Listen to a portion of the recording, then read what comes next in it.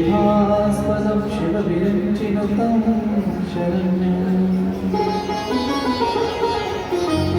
विद्यार्थिहं प्रणतपानभाधिको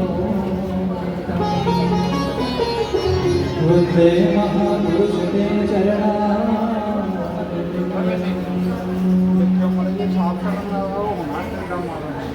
वंशी विभूषितकरावलीरता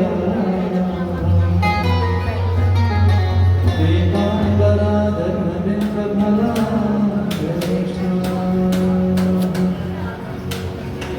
पूर्णेन्दु सुन्दरमुखादरविन्दनेत्रा कृष्णात्परं किमपि कर्तुमहं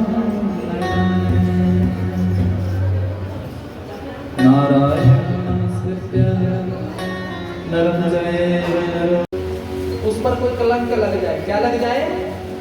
जब उस पर कलंक लग जाएगा तो क्या होगा? उसे यहाँ से जाना पड़ेगा। ऐसे तो निकाल नहीं सकते क्योंकि ये गड्ढा उसी ने खोदा है।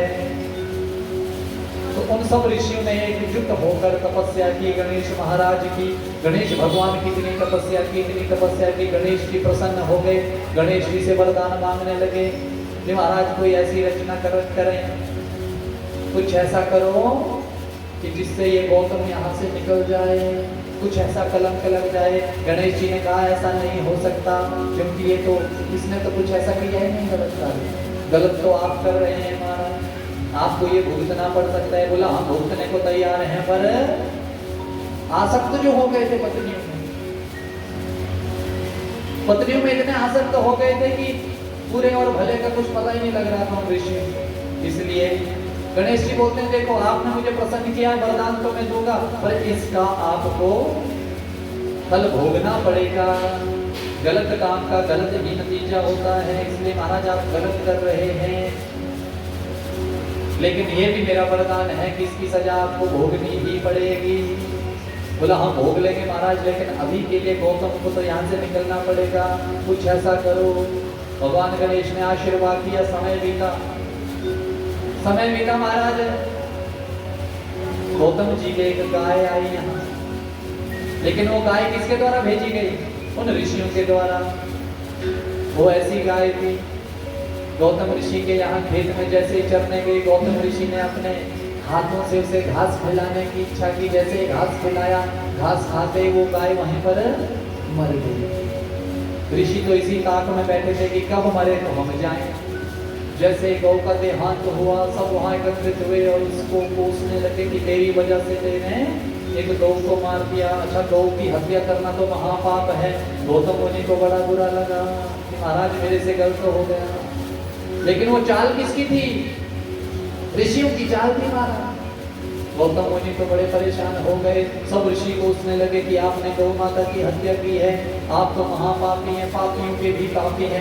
इतने बड़े ऋषि होकर के आपने क्या खिला दिया गाय को? गौतम ऋषि को बड़ा बुरा लगा महाराज। गौतम ऋषि ने कहा ऋषि गलती हो गई, इसका कोई उद्धार बताओ। उद्धार बताया, बोला यहाँ से चले जाओ, यहाँ से कहीं और जाकर कुटिया बनाओ, तपस्या करो। किसकी?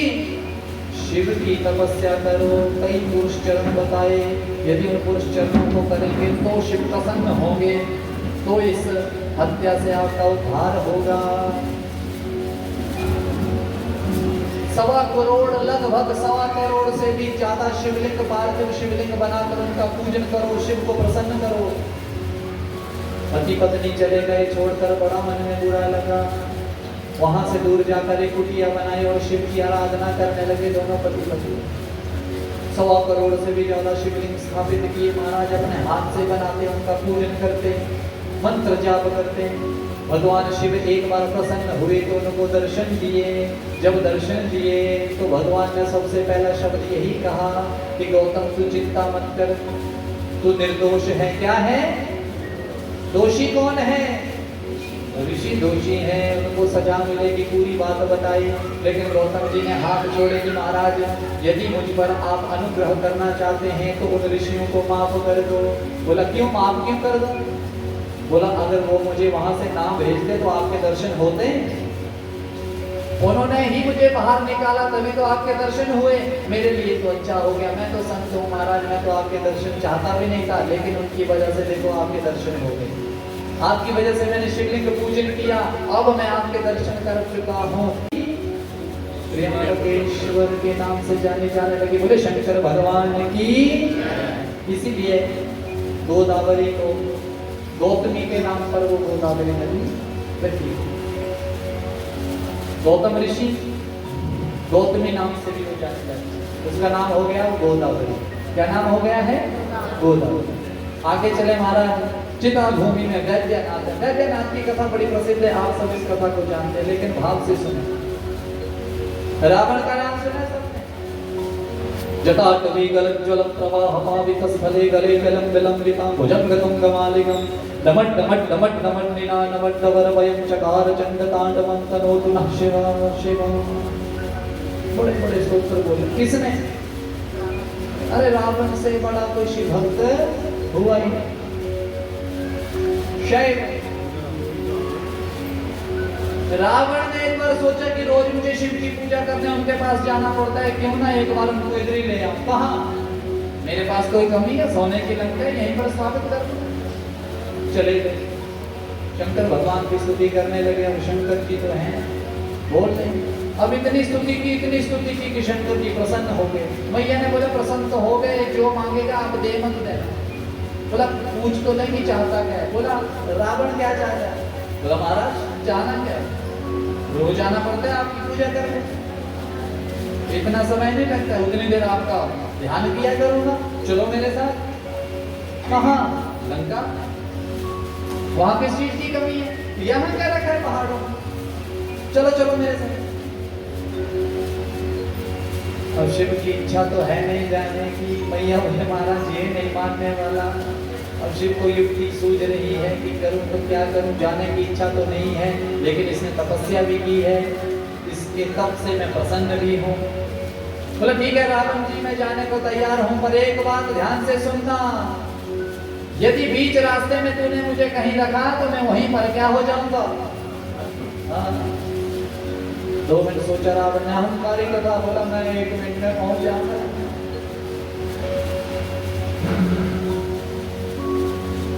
लेकिन ये भगवान की लीला थी। अन्य देवी देवताओं को शिव भगवान ने जब देखा, सब देवता समझ गए हैं, देवताओं ने अपनी चाल चलना शुरू कर दी है।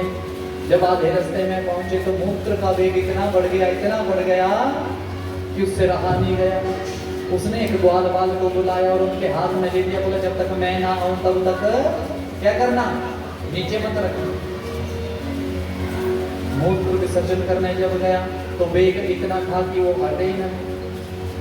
उतनी देर में क्या हुआ, ग्वाल बाल के हाथ में जो शिवलिंग था वो भारी था, अब वो नहीं पकड़ा गया तो उसने भी क्या किया, शुद्ध होकर जब रावण आया तो देखा तो शिवलिंग तो नीचे गिरा पड़ा। बड़ा जोर लगाया महाराज, नहीं मिले शिव जी महाराज। वहीं उस स्थान पर स्थापित हो गए। तो उस जगह का नाम क्या पड़ा, वैद्यनाथ भगवान की। घर गए, मंदोदरी से कहा कि आज ऐसा हुआ। मंदोदरी हंसने लगी, बोला होई सोई जो राम रचिया। बोला मैं और आप करने वाले कौन है, अगले की इच्छा थी वहां बैठने की, बैठ गए। पहले ऊपर जाकर के वादा तो हो गया, वहां तक जाएगा। तो रावण वैसे ही करने लगा। सब बच्चे वहां जाकर किसका पूजन करते, शिव का पूजन करते। बोले शंकर भगवान की। ओम नमः शिवाय, ओम नमः शिवाय, हरे हरे भोले नमः शिवाय, ओम नमः शिवाय, ओम नमः शिवाय, हरे हरे भोले नमः शिवाय, नमः शिवाय, ओम नमः शिवाय, हरे हरे भोले नमः शिवाय, नमः शिवाय, ओम नमः शिवाय, हरे हरे भोले नमः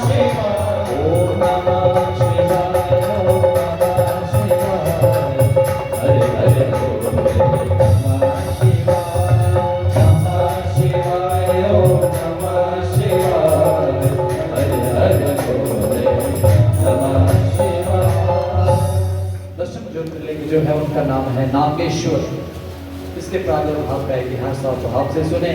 महाराज एक दारुक नाम का आदमी, उनकी पत्नी का नाम दारुका।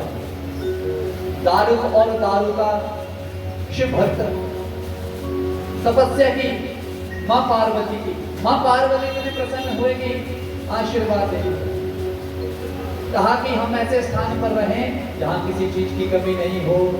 इतने बड़ा योजन उनका एक वन, उस वन में वास करने लगे, वहीं पर सारी सुख सुविधाएं उनको मिल गई।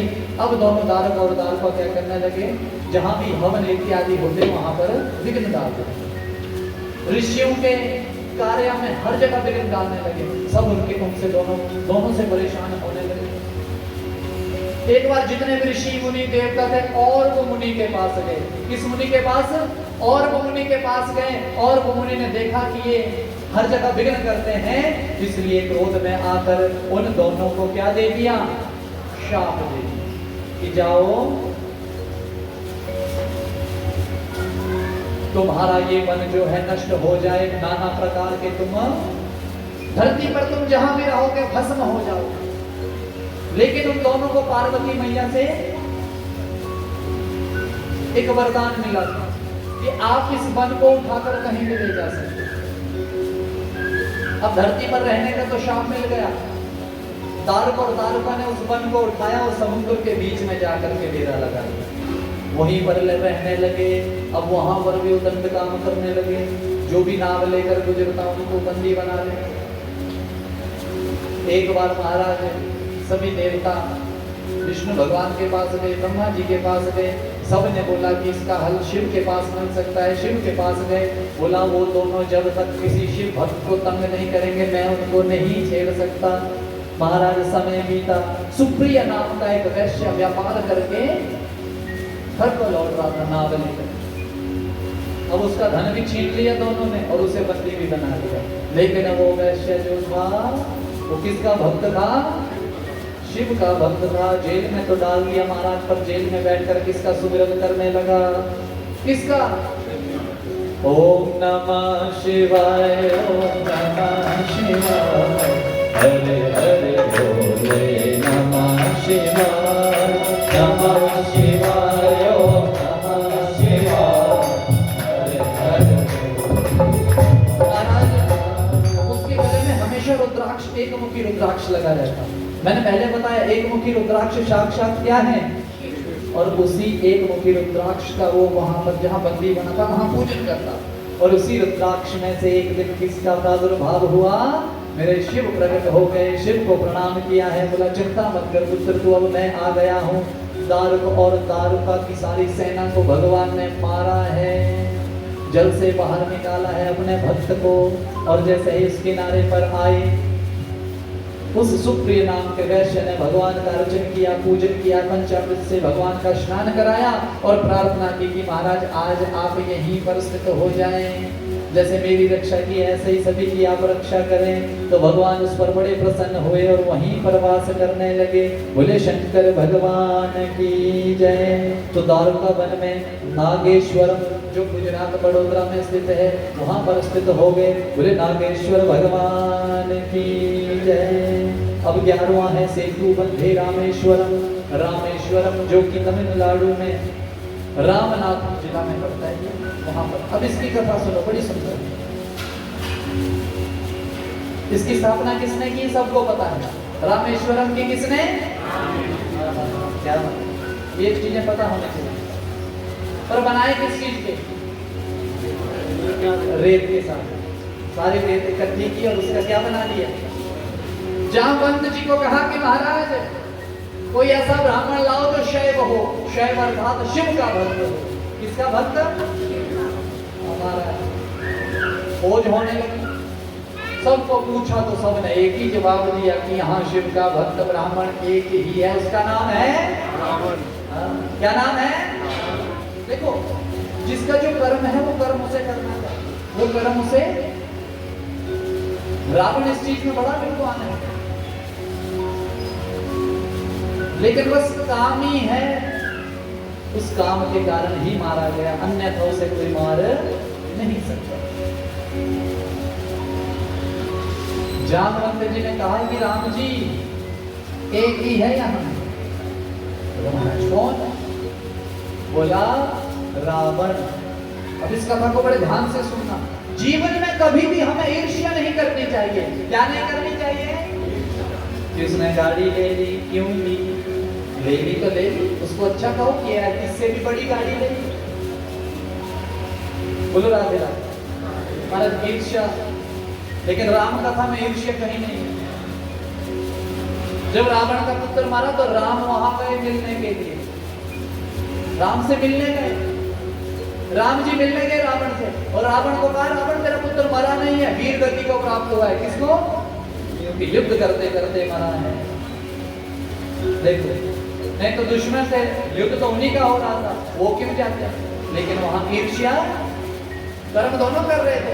युद्ध हो रहा है तो हो रहा है। लेकिन वाल्मीकि रामायण जब सुनेंगे तो आपका और ही बदल जाएगा, आपकी सोचनी ही बदल जाएगी। महाराज जामवंत जी को कहा राम जी ने, तो बोला लाओ महाराज, ब्राह्मण है, ब्राह्मणत्व तो करेगा ही। उसको बोलो कि यजमान है, आपके पूजन करना है। जामवंत जी गए तो महाराज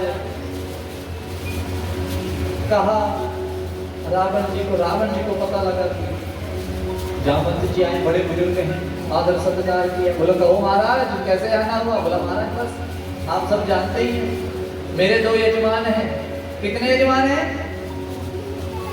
वो चाहते हैं कि कोई शैव भक्त ब्राह्मण उनका पूजन करें और उनकी मनोकामना पूर्ण करें। तो रावण ने कहा कि मुझे लग रहा है कि जो वो दो यजमान हैं वो राम और लक्ष्मण तो नहीं है। बोला जी महाराज। बोला ठीक है महाराज, फिर कल के लिए पक्का? रावण ने कहा बिल्कुल पक्का। बोला महाराज पंडित जी देखो जंत्री समय। अब रावण ने जंत्री क्या देखी, सब तो बांध के रखे, सारे ग्रह तो बांध के रखे, शनि को तो पैर के नीचे रखा हुआ। मुहूर्त क्या देखना, यही है। बोला सब तो चिंता मत करो। पूछा सबसे कौन सा समय अच्छा रहेगा? बोला सुबह 5 बजे का। ध्यान देना यहाँ। बोला जामवंत जी अपने यजमान को कहना कि नहा धोकर तैयार होकर बैठे, 4:55 पर मैं वहां पहुंच जाऊंगा। लेकिन आज समाज में ऐसा, पंडित जी जब आते हैं तो आप तौलिया कंधे पे रखकर बोलते हैं पंडित राम राम आ गए तुसी, ओए नहीं चाप जाओ, चाप जाओ। तो काजू बादाम तो ऐसे खोल के रखते, जब मेरी तरह हुआ तो ऐसे जेब में भी डालता है काजू बादाम, यहाँ कोई नहीं। तो आपका धर्म क्या है? ब्राह्मण के आने से पहले आप तैयार होने चाहिए, ना धोकर। फिर उस पूजन का पता क्या लगेगा? जो सही समय पर कार्य ना किया जाए वो फिर समय थोड़ी, वो तो खाना पूर्ति हो रही है कि हमने करवा दिया। बोला महाराज 25 लिस्ट सामान क्या क्या लाना है? रावण हंसने लगा। हंसता तो आपको पता कैसे था, जोर जोर से हंसता। बोला जंगल में घूम रहे, उनके पास क्या सामग्री होगी? एक ब्राह्मण का दायित्व बनता है कि यजमान के पास यदि सामग्री नहीं है तो ब्राह्मण उसे लेकर जाता है। ये ब्राह्मण का दायित्व है। यदि यजमान के पास कोई चीज नहीं है तो ये ब्राह्मण का काम है, वो लेकर आए। जाओ जाओ महाराज, जंगल में घूम रहे हैं, मैं सब कुछ ले आऊंगा, आप हाथ होकर तैयार रहना। जामवंत जी ने यही सब कहा। राम जी तो ब्रह्म मुहूर्त में उठने वाले महाराज 3-4 बजे तैयार होकर बैठ गए थे, इंतजार कर रहे थे कि ये ब्राह्मण आएगा। रात्रि के समय में रावण ने अपने पुत्र को कहा कि पुत्र एक रथ तैयार करो और सीता को उसमें बैठने को कहो कि ब्रह्म मुहूर्त में हम यहाँ से चलेंगे। रथ में बैठना, वहां पूजन होगा, पूजन के बाद फिर इस रथ में बैठना, फिर यहीं पर आ जाना। बोला जी पिता, ऐसा ही है। वहां गए, पूजन की तैयारी हुई। राम जी ने प्रणाम किया रावण को। यजमान क्या हाल है? ठीक है। शादी हुई है? जी पंडित जी। पत्नी कहाँ है? उसी के लिए तो महाराज जी पूजन करवा रहा हूं। उसे तो आप ले गए हैं, महाराज आपका विवाह हो गया है, शिवलिंग का पूजन करना है, पत्नी आपकी होते हुए अकेले आप पूजन नहीं कर सकते, उनकी भी आवश्यकता है, तो महाराज जो तो आपके पास है उसको भी लेकर आया हूँ। मैंने कहा था ना कि ये ब्राह्मण का दायित्व है, यजमान के पास किसी चीज की कमी, मैं भी पक्का ब्राह्मण हूँ। सीता जी को साथ में बिठाया है, पूजन हुआ है, पूजन जब हो हटा तो राम जी ने कहा कि पंडित जी दक्षिणा क्या हुई? अब दक्षिणा तो देनी पड़ेगी, क्योंकि यज्ञ की पत्नी का क्या नाम है? दक्षिणा। क्या नाम है? कोई भी यज्ञ हो, उस यज्ञ के बाद आपको दक्षिणा देनी अनिवार्य है। हवन में आहुति चाहे 1 डालो चाहे 2 डालो, लेकिन वहां चाहे 1 रुपया चढ़ाओ चाहे 100 रुपया, वो आपकी समझ है, लेकिन जरूर चढ़ाओ। यज्ञ तभी पूर्ण है जब उसकी दक्षिणा दी जाएगी। बोले शंकर भगवान की। महाराज रावण जी ने बहुत अच्छा पूजन करा, राम जी बड़े प्रसन्न हुए कि वाह वाह, जो स्तोत्र इन्होंने गाए हैं वो तो सुने ही नहीं, क्या आनंद। पंडित जी दक्षिणा क्या हुई? रावण फिर हंसने लगा, बोला कपड़े तो पूरे डाले नहीं महाराज, आपने दक्षिणा क्या दोगे? और मैं 3 लोकों का स्वामी हूँ, क्या देने वाले हैं आप? नहीं महाराज, मैं भी क्षत्रिय हूँ, इच्छा रखता हूँ, जो भी मांगेंगे वो मैं देने को तैयार हूँ। बोला पक्का देना चाहते हो? बोला हाँ। बोला मांगो? बोला मांगो महाराज। बोला ठीक है, सुनो तो, जो मैं मांग रहा हूँ उसको बड़े ध्यान से सुनना। जब भी मेरी मृत्यु निकट आए, मैं मरणासन पर हूं, तो आप दोनों भाई मेरे सामने खड़े हों। बोला ऐसे नहीं बोला। रावण को पता है कि यही मुझे मारने वाले हैं, लेकिन ये कौन है? शापित तो थे, पता तो है आपको, 3 बार राक्षस बनना था, लेकिन ये विधि का विधान है, जो था वो होकर रहेगा, इसलिए डरना नहीं था। बोले शंकर भगवान की। रामेश्वरम की वहां स्थापना हुई, शिव साक्षात वहां पर स्थापित हुए। एक गंगा की बात चली है तो गंगा तो आएगी ही है, तो थोड़ी थोड़ी तो आनी है। फूलों के बीच रख दो, बोलो राधे राधे। कोई नहीं ला रहे, बर्तन ला रहे हैं। ओम नमः शिवाय, ओम नमः शिवाय, हरे हरे बोले नमः शिवाय, नमः शिवाय, ओम नमः शिवाय, हरे हरे बोले नमः शिवाय, नमः शिवाय, ओम नमः शिवाय, हरे हरे बोले नमः शिवाय, नमः शिवाय, ओम नमः शिवाय, हरे हरे। महाराज रामेश्वर की स्थापना हुई तो बड़े प्रसन्न हुए, राम जी ने प्रणाम किया, शिव शंकर साक्षात प्रकट हुए हैं, आशीर्वाद दिया है, तो पुल की तैयारी कर दी है। महाराज रामेश्वर की स्थापना हुई, सब जय जयकार करने लगे। अब 11 तो आपने दर्शन कर लिए, अब कौन से कार्य आई? 12वें की। अब आ गया शिवालय में भूष्मेश्वर। क्या नाम? ये आंध्र प्रदेश, हैदराबाद, आंध्र प्रदेश। महाराज जब इसकी स्थापना के बारे में बताने लगे, ऋषि बड़े भाव से सुनने लगे। महाराज इसका इतिहास जब बताने लगे तो सुधनवा नाम का एक ब्राह्मण वहां रहता। किस नाम का? सुधनवा नाम का एक ब्राह्मण रहता था, और उनकी धर्म पत्नी का नाम था सुदेहा। क्या नाम था? सुधनवा ब्राह्मण का नाम, पत्नी का नाम सुदेहा। बहुत समय शादी को हो गया, लेकिन उनके यहाँ कोई संतान। सुदेहा को बड़ा दुख लगा कि मेरे कोई संतान नहीं है, ब्राह्मण मेरे प्रति पता नहीं क्या सोचता होगा, लेकिन ब्राह्मण ने ऐसा कभी नहीं सोचा कि जो भगवान की इच्छा वही हो रहा है, हम करने वाले कौन है। लेकिन सुदेहा के मन में रहा कि मैं कभी भी इनको पुत्र या पुत्री के दर्शन नहीं करवा सकती। लेकिन सुदेहा की एक बहन थी जिसका नाम था भूष्मा। क्या नाम था? अपने पति के पास गई, प्रार्थना की कि महाराज आप मेरी बहन से विवाह करो। क्या कर लो? मेरे तो कोई संतान नहीं है, लेकिन उसके संतान हो जाएगी तो आपका संतान सुख प्राप्त हो जाएगा। पति ने इनकार कर दिया कि महाराज ऐसा हम नहीं करेंगे, बिना संतान के ही हम ठीक हैं। लेकिन समय बीता, पत्नी नहीं मानी। पति ने समझाया कि देख, आज तो हम पति पत्नी है, कल तो तू कह रही है कि अपनी बहन उस बहन से विवाह कर ले। यदि उस बहन ने कभी समय आने पर यदि पुत्र या पुत्री को जन्म दे भी दिया तो मेरी सबसे ज्यादा आसक्ति किसकी ओर होगी? उसकी ओर होगी। तो कभी ऐसा हो सकता है कि मैं तेरी ओर ध्यान ही ना दूं, तो मन में ईर्ष्या भाव किसके आएगा? किसके आएगा? आपके भाव आएगा कि नहीं? इसीलिए उस विवाह को नहीं करूंगा। लेकिन सुदेहा के बार बार कहने पर भी क्या हुआ महाराज?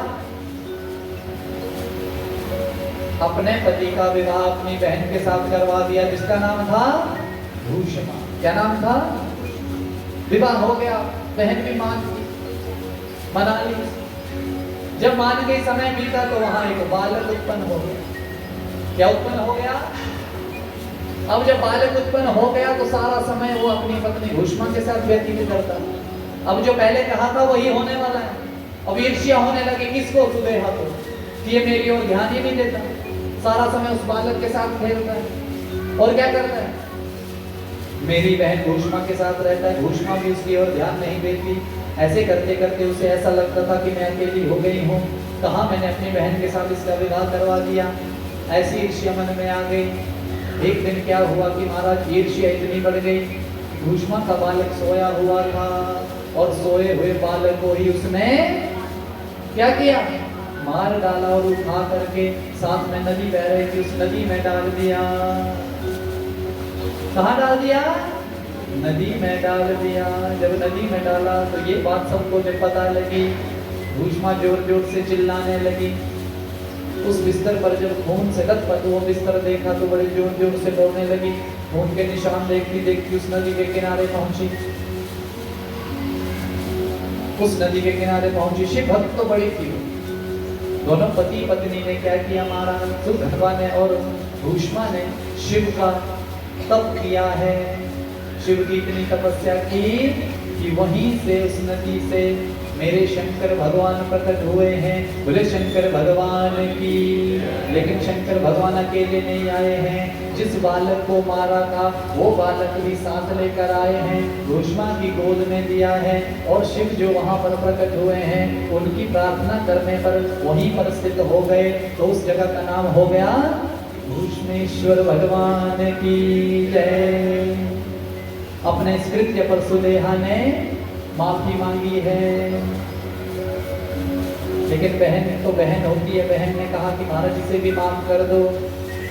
अब सब परिवार वो सुखी रहने लगे और रोज उस शिवलिंग का पूजन करने लगे, जिन शिवलिंग को आज हम 12 ज्योतिर्लिंगों में भी गिनते हैं। ये 12 ज्योतिर्लिंग हो गए।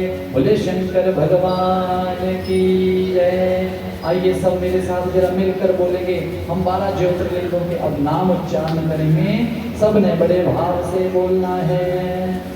बोलो सौराष्ट्रे सोमनाथम च, सौराष्ट्रे सोमनाथम च, श्रीशैले मल्लिकार्जुनम, श्रीशैले मल्लिकार्जुनम, उज्जैन्यां महाकालम, उज्जैन्यां महाकालम, ओंकारे परमेश्वरम, ओंकारे परमेश्वरम, केदारम हिमत्वपृष्ठे, केदारम हिमत्वपृष्ठे, दाकिन्यां भीमशंकरं, दाकिन्यां भीमशंकरं, वाराणस्यां च विश्वेशं, वाराणस्यां च विश्वेशं, त्र्यंबकं गौतमी तटे, त्र्यंबकं गौतमी तटे, वैद्यनाथं चिताभूमौ, वैद्यनाथं चिताभूमौ, नागेशं दारुकावने, नागेशं दारुकावने, सेतुबन्धे च रामेशं, सेतुबन्धे च रामेशं, भूष्मेशं च शिवालये,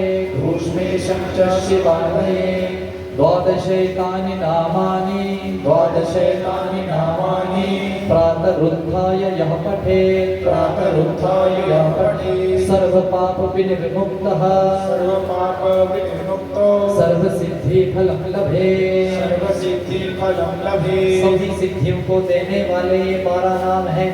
जो भी इन नामों का उच्चारण रोज सुबह करते हैं, भगवान उन पर सदा प्रसन्न रहते हैं। बोले शंकर भगवान की जय। जय जय श्री राधे श्याम। महाराज आप सब थके तो नहीं ना महाराज ज्योतिर्लिंग के दर्शन करके?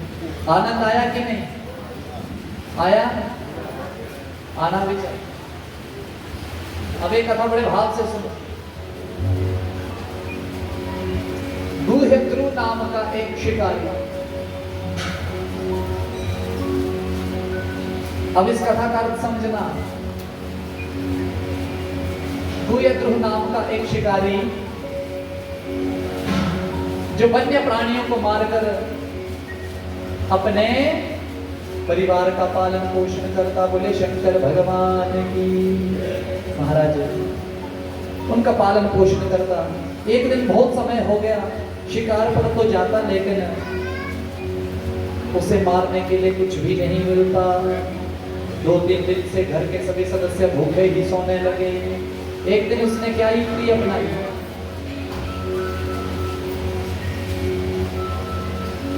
किसी एक चीज में जल भर के उसे अपनी कमर में बांध लिया और एक पेड़ पर चढ़ गया। किस चीज पे चढ़ गया? नदी के बिल्कुल किनारे, कि कोई भी जानवर जल पीने आएगा मैं उसको तुरंत मार दूंगा। लेकिन इसके लिए उसे छुपना था। अब छुपा कहां जाकर? एक वृक्ष पर चढ़ गया। वो वृक्ष कौन सा था? बिल्कुल। कौन सा? जल साथ ले गया पीने को कि उतरना ना पड़े। जैसे ही रात्रि का समय होने लगा वो चढ़ गया, कि देखा कि थोड़ी आवाज हुई तो मैं तुरंत उसे मार दूंगा और क्या करूंगा, पेट भर जाएगा। रात्रि का समय होने लगा। संयोग से वो रात्रि कौन सी रात्रि थी? शिव की रात्रि थी। शिव की रात्रि में 4 पहर की जो पूजा करता है शिव का प्रिय होता है। और शिवरात्रि का जो व्रत है वो सभी व्रतों का राजा है। क्या है? राजाओं में जो राजा व्रतों का वो शिवरात्रि व्रत। उस रात्रि को जो शिव का पूजन करते हैं, शिव उन पर सदा प्रसन्न रहते हैं। बोले शंकर भगवान की। महाराज बड़े भाव से बैठा रहा। अब जब देखा कि कोई जानवर नहीं आ रहा है तो थोड़ा हिलता। तो जब हिलता तो वहां जो पानी भरा हुआ था वहां से पानी निकलता और कहां गिरता? उसी वृक्ष के नीचे तो पार्थिव शिवलिंग था। उस शिवलिंग पर जल चढ़ जाता और समय व्यतीत करने के लिए पेड़ से पत्ते तोड़ता और कहां फेंकता? नीचे। समय व्यतीत करने। ऐसे करते करते 1 से 2 पहर की पूजा तो उसने कर दी। तीसरे पहर में महाराज क्या हुआ? एक हिरणी जल ढूंढने के लिए वहां आई। जैसे ही जल पीने लगी उसने तीर कमान निकाला। तीसरा पहर था। जैसे ही तीर निकाला शरीर हिला, जल गिरा। किसके ऊपर? पैर से जैसे ही वो बेलपत्री का वृक्ष हिला, थोड़ी बेलपत्री टूटी, किस पे गिरी? तीसरे पहर की पूजा हो गई तो शिव का भाव अंदर आ गया। जैसे ही तीर कमान निकाला हिरनी ने देखा कि कोई मारने वाला है। हिरनी तुरंत बोल पड़ी कि महाराज रुको रुको रुको, मुझे मारना चाहते हैं। क्यों मारना चाहते हैं? बोला तुझे मारने के बाद क्या करूंगा? घर जाऊंगा और मेरे बच्चे जो 2-3 दिन से भूखे हैं कुछ खाएंगे तो सही। हिरनी बोली मैं बड़ी प्रसन्न हूँ कि मैं किसी के काम आने वाली हूँ। मुझे खाने के बाद किसी की भूख मिटने वाली है। मैं बड़ी प्रसन्न हूँ, आप आराम से मारें। लेकिन महाराज मेरी एक प्रार्थना है कि मेरे छोटे छोटे बच्चे हैं, मेरा इंतजार कर रहे हैं। यदि आप अभी मार दोगे तो वो तो अनाथ हो जाएंगे, उनको कौन देखेगा? मैं काम करती हूँ, घर जाती हूँ, अपने बच्चों को अपनी बहन के पास देकर आती हूँ, फिर मैं आती हूँ आपके पास और आप तुरंत हमें मार देंगे। अब जिसने 3 पहर की पूजा की वो भगवान की, तो वो साक्षात शिव हुआ कि नहीं? वृत्ति तो बदल गई उसकी। शिकारी था, दया भाव आ गया। बोला जा जाके पर बोला आ जाना पक्का। वो इंतजार करने लगा। तब तक 4था पहर चल पड़ा था। पत्ते तोड़े, नीचे फेंके। किसका पूजन हो रहा था नीचे? किसका? शिव का पूजन हो रहा था। ऐसे करते करते जब 4था पहर आया तब तक वो हिरनी आ गई। लेकिन हिरनी के बच्चे उसको ढूंढते ढूंढते उसके पीछे आ गए। उसकी बहन भी आ गई। शिकारी जैसे ही मारने के लिए तैयार हुआ, एक बच्चे ने कहा कि महाराज मेरी माँ को छोड़ दीजिए, पहले किसको मार लीजिए। दूसरे ने कहा मुझे मारिए। बहन ने कहा पहले मुझे मार दो। शिकारी के मन में भाव आया कि देखो इन जानवरों को देखो, एक दूसरे को बचाने के लिए सब क्या कर रहे हैं, कितना इनका सुंदर भाव है। शिव का भाव बीच में आ गया, सभी को छोड़ दिया और उस दिन से शिव भक्त हो गया। लेकिन जैसे ही उनको छोड़ा, अब बोला महाराज मेरे बच्चे भूखे सही, कोई बात नहीं, एक दिन और भूखे रह लेंगे, पर मैं इन जानवरों को नहीं मारूंगा। जैसे ही नीचे उतरने लगा तो मेरे शंकर भगवान उस पार्थिव लिंग से साक्षात प्रकट हो गए हैं। बोले शंकर भगवान की। उसको आशीर्वाद दिया है, वही त्याग जो है गुरु नाम का शिकारी, उसने अपने राज्य का विस्तार किया है शंकर भगवान की कृपा से। शिव भक्त हो गया है, राज्य में सभी को शिव भक्ति के लिए प्रेरित करता और ऐसे ऐसे अपना जीवन व्यतीत करने लगा। महाराज श्रृंगवेरपुर को अपनी राजधानी बनाकर अंत समय में पति पत्नी दोनों शिवलोक को प्राप्त हुए। बोले शंकर भगवान की जय। जय श्री राधे श्याम। महाराज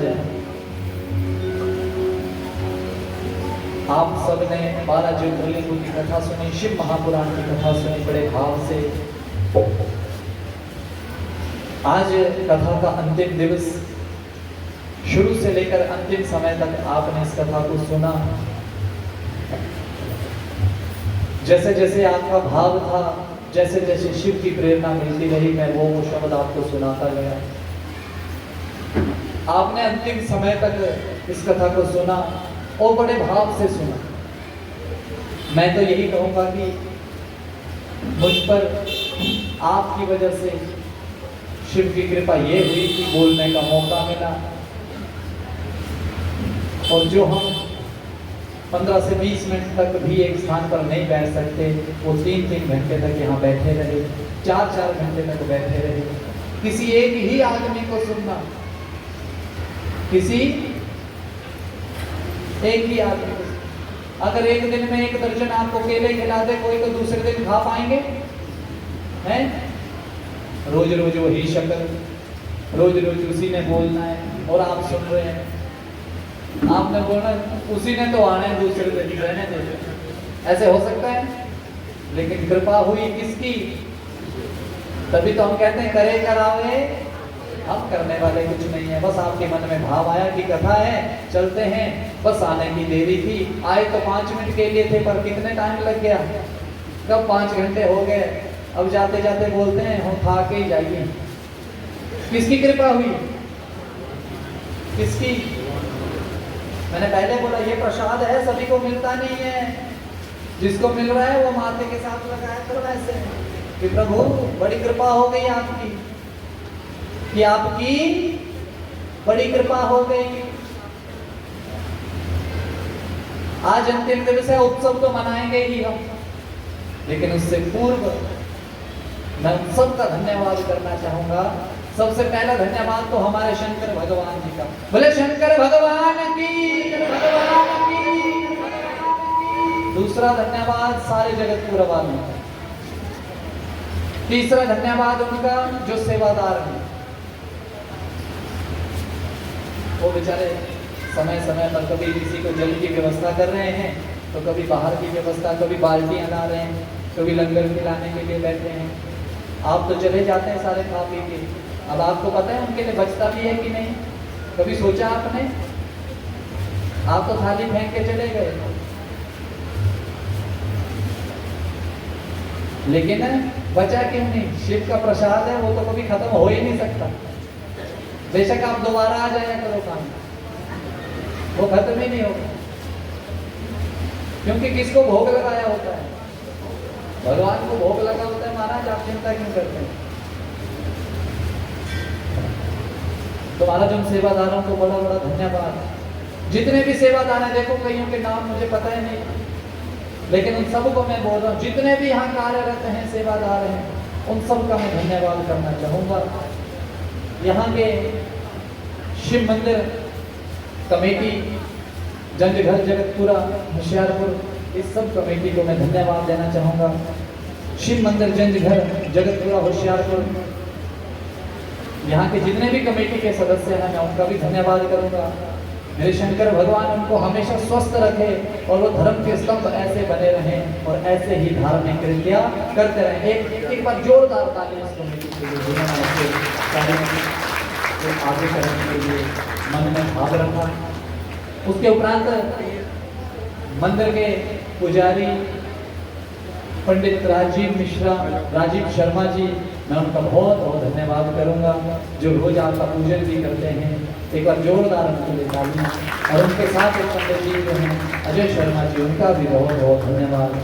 मंदिर कमेटी का तो मैंने कर दिया धन्यवाद, लेकिन अब हमारे प्रधान जी श्री बलराज अग्रवाल जी जो यहाँ पर देखो नीचे बैठ कर कथा सुनते हैं, इनके लिए जोरदार तालियां जरा। देखो कहते हैं नींव पत्थर अच्छा हो तो तभी तो आगे आकर बैठते हैं, उठते भी नहीं, आराम से बैठे रहते हैं। हाँ महाराज, देखो ये जब तक बैठे हैं तो आप भी बैठे हैं। इनका बहुत बहुत धन्यवाद। और उसके बाद हमारे प्रधान श्री रविंद्र अग्रवाल जी, उनका भी बहुत बहुत धन्यवाद। इनके लिए भी जोरदार तालियां। और हमारा बांसल परिवार श्री संदीप बांसल जी मुख्य यजमान, उनका बहुत बहुत धन्यवाद। इनके पिताजी श्री केशव बांसल जी, श्री बेटा हाँ केशव, और इनका भी बहुत बहुत पुत्र जो इनका केशव बांसल जी, उनका भी बहुत धन्यवाद। और इनके धर्मपत्नी श्रीमती नीरू बांसल जी, इनका भी बहुत बहुत धन्यवाद। और श्री सतीश बांसल जी, उनका बहुत धन्यवाद। श्री जगदीश बांसल जी, श्री राजेंद्र बांसल जी और अन्य जितने भी सेवादार हैं, और अन्य सेवादारों के साथ जो रोटी बनाने वाले हैं, तो सुन रहे हैं मेरी आवाज़ हो ऊपर लगा नहीं? तुलसीदास जी की धन्यवाद भी करें, उनका भी बहुत बहुत धन्यवाद। भाई भोजन करवा रहे हैं हमें, रोटी बनाने वाले, उनका बहुत धन्यवाद।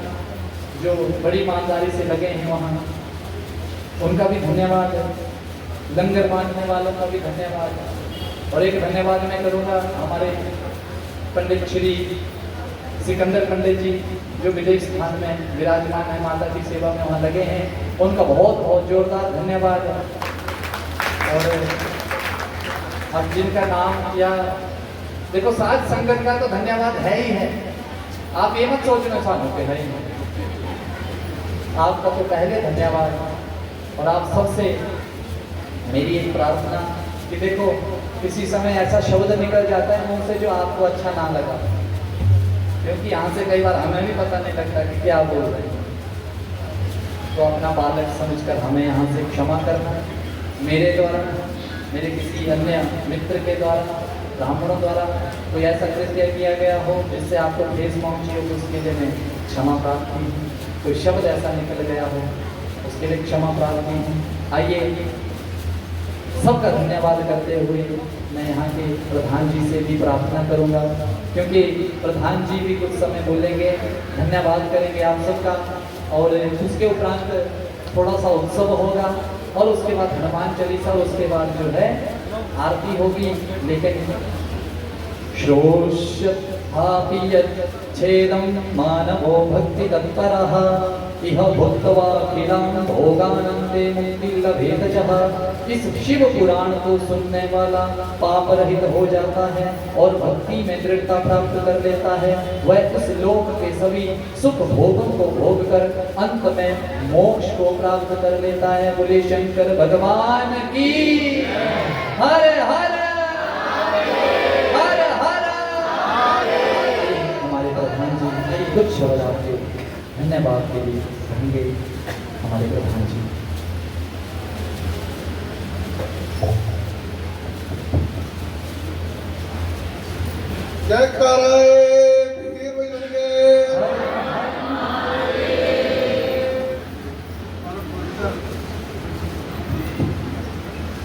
परम पवित्र श्री शिव महापुराण जी ਦੀ ਹਾਜ਼ਰੀ ਦੇ ਵਿੱਚ ਵਿਆਸ ਆਸਣ ਤੇ ਪੂਜਾ ਪੰਡਿਤ ਜੀ ਔਰ ਅੱਜ ਦੀ ਸਭਾ ਦੇ ਵਿੱਚ सभी बंधुजन और श्री शिव मंदिर जंजगार सभा के सदस्य मैं सब तो पहला तो बहुत ही इस गल का आभार प्रगट करता कि भगवान की अपार कृपा के नाल ये जो उत्सव जिन्हों कि अज असीं विश्राम देन जा रहे हैं वो भगवान की कृपा के नाल ही होया, क्योंकि कोई साडे विच इदां दी ताकत नहीं कि असीं इदां दे उत्सव नूं मना सकीए जां वो पूर्ण हो सके।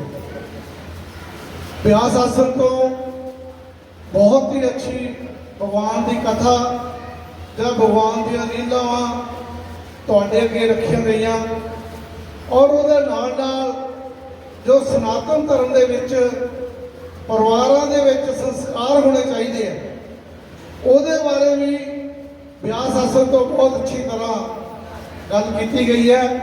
मैनूं उम्मीद है कि असीं सारे लोग वो जो संस्कार इन्हां वल्लों दसे गए ने उन्होंने असीं अपने जीवन दे विच पूरा करने दे लई और पूरा अपना तन मन तन लगावांगे।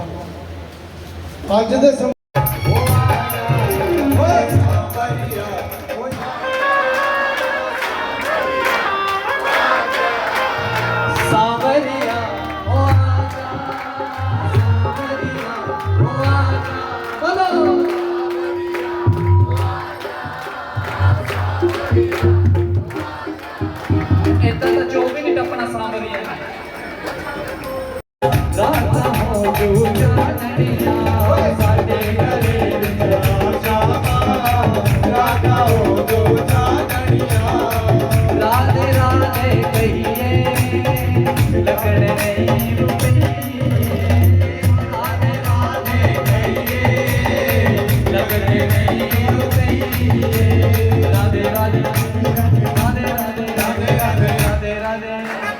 राधे राधे जरा मिलकर बोलो जय राधे राधे राधे राधे राधे राधे।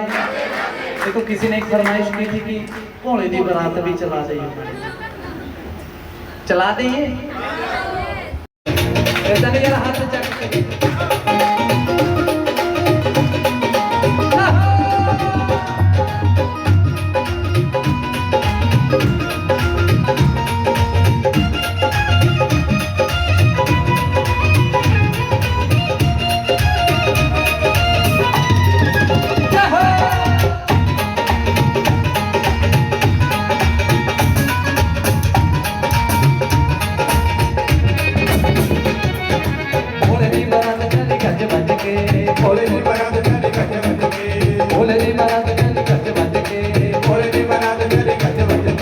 सारे आने मौज की रज रज के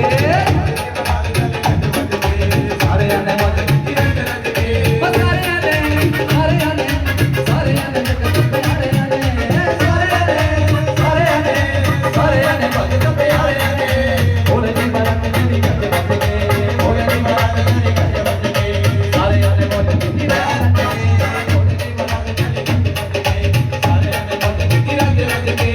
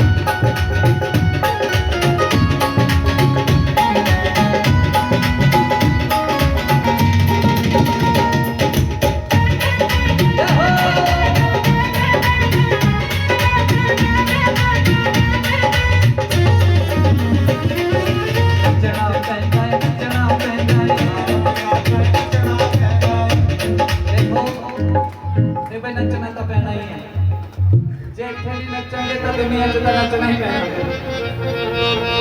जे इतने ना चले तो समझो बाहर गेड़े नहीं लगने ये दरबारी है सब मेरा तभी तो नाच लेती थी भगवान के दुनिया के लिए क्या नाचना इनके लिए जो नाचना इसलिए वो नचना पैंदा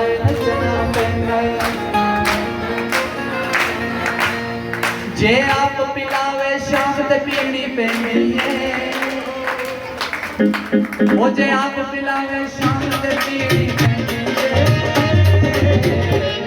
जिद मुरली वाला शाम ते नचना पैंदा है मुरली वाला शाम ते नचना पैंदा है वो नचना पैंदा वो शाम ते खातिर नचना पैंदा जब अंदर बढ़ते शाम ते नचना पैंदा है अंदर बढ़ते शाम ते नचना पैंदा है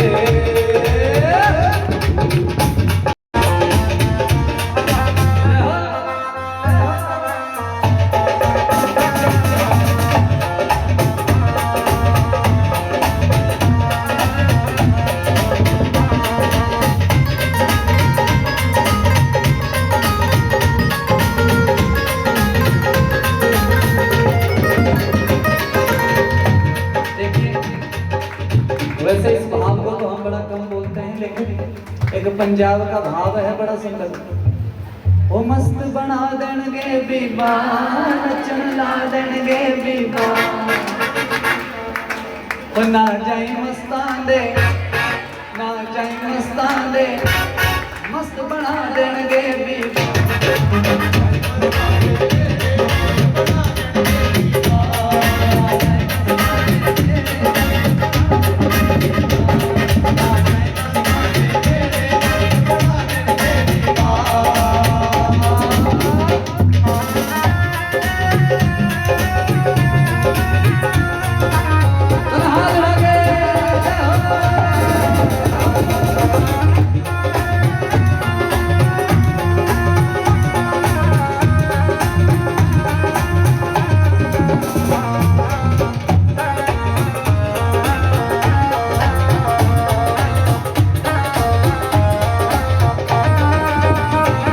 अब सबने बोलना है हरे हरे हरे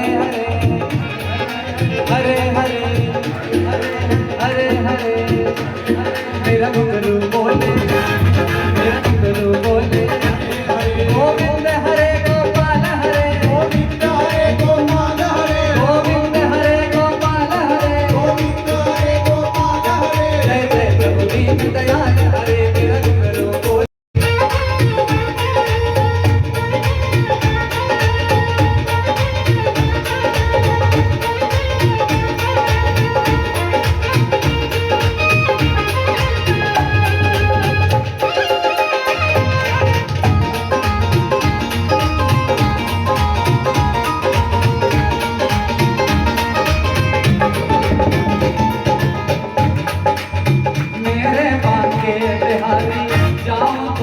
बलिहारी मेरे बाके बिहारी जाऊं तो पे बलिहारी अपना बना ले नंदना अरे मैं तेरे कुर्बान अरे मैं तेरे कुर्बान अपना बना ले घनश्याम अरे मैं तेरे कुर्बान हे वृंदावन वालिया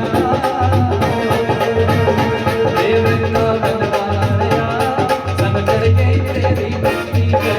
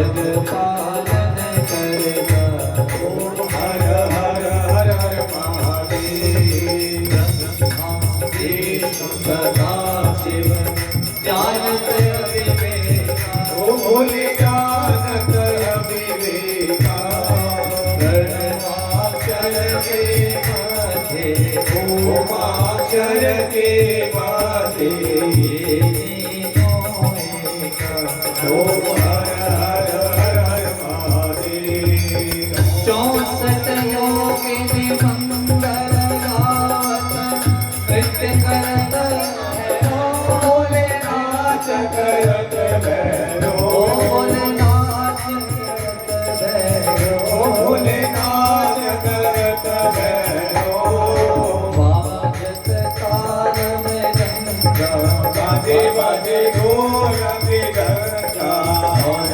बाजत डमरू ओम हर हर हर हर महादेव शिव जी के कानों में कुंडल गले रुंगों की माला ओ भोले गले सर्वों की माला जटा में गंगा विराजत जटा में गंगा विराजत ओढ़त मेघश्यामा ओम हर हर हर हर महादेव काशी में विश्वनाथ विराजे नंदी ब्रह्मचारी ओ भोलेनाथ की बजाए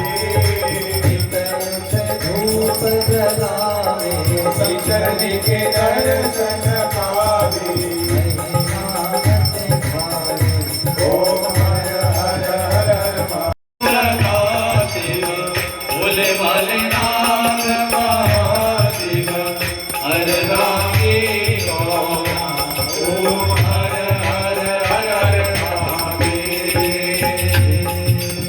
एकानन चतुरानन पंचानन राधे ओ भोले पंचानन राधे शासन करुणासन शासन करुणासन ऋषवाहन काले ओम हर हर हर हर महादेव दो भुज चार चतुर भुज दश भुज ते सोहे ओ भोले दश भुज के सोहे तीनों रूप निरखता तीनों रूप निरखता त्रिभुवन जन होए ओम हर हर हर हर महादेव अक्षरमाला वनमाला मुंडमाला धारी ओ भोले रुद्रमाला गाई चंदन मेघमधुलेवन चंदन मेघ मधुलेवन आवेश सिधारे ओम हर हर हर हर महादेव श्वेतांबर पीतांबर बाहांबर ओ भोले बागंबर ते सनकादिक ब्रह्मादिक कनकादिक प्रेमादिक भूतादिक संके ओम हर हर हर हर महादेव नमः शिवाय ओम नमः शिवाय हरि हरि बोले नमः शिवाय नमः शिवाय ओम नमः शिवाय मेरो मन रह गयो लटा पटा ओ लटा पटा रे लटा पटा मन बिहारी की देख सका मन बिहारी की देख सका मेरो मन रह गयो लटा पटा मेरो मन रह गयो लटा पटा और पहाड़ पर चल लगे जा श्यामा तू अपना ना बनिया मेरे तेरे भरोसे पे श्यामा तू अपना ना बनिया मेरे तेरे भरोसे पे ओ मेरे तेरे भरोसे पे ओ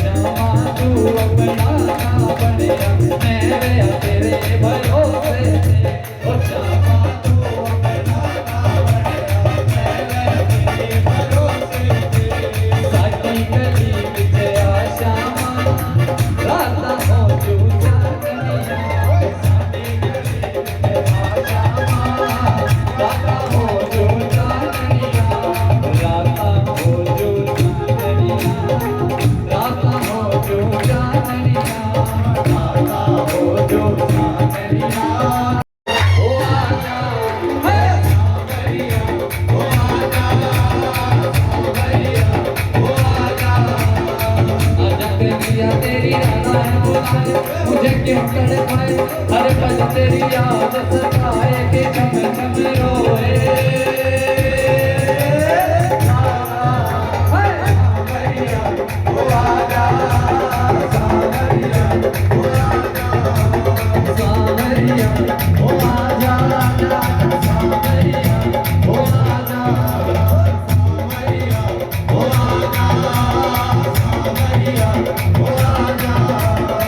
और क्या कह रहा है श्यामा कि तेरी मेरी बिगड़े श्यामा कि तेरी मेरी बिगड़े मोहना कि तेरी मेरी बिगड़े मोहना कि तेरी मेरी बिगड़े ओ तेनो राधे राधे कहना तेनो राधे राधे कहना ओ तेनो राधे राधे कहना तेनो राधे राधे कहना अपा वृंदावन कहना ओ मोहना मोहना ओ तेरी मेरी बिगड़े मोहना ओ तेरी मेरी बिगड़े श्यामा ओ तेरी मेरी बिगड़े तेरी मेरी बिगड़े तेरे नाम मिला ले मेहंदी तेरे नाम मिला ले मेहंदी तेरे नाम मिला ले मेहंदी तेरे नाम मिला ले मेहंदी तेरे चरणों से विचरती तेरे चरणों से विचरती सानू दुनिया पागल कहती सानू दुनिया पागल कहती सानू दुनिया पागल कहती सानू दुनिया पागल कहती मोहना मोहना ये तेरी मेरी बिगड़े मोहना ये तेरी मेरी बिगड़े ये तेरी मेरी बिगड़े ये तेरी मेरी बिगड़े ओ बांके बिहारी की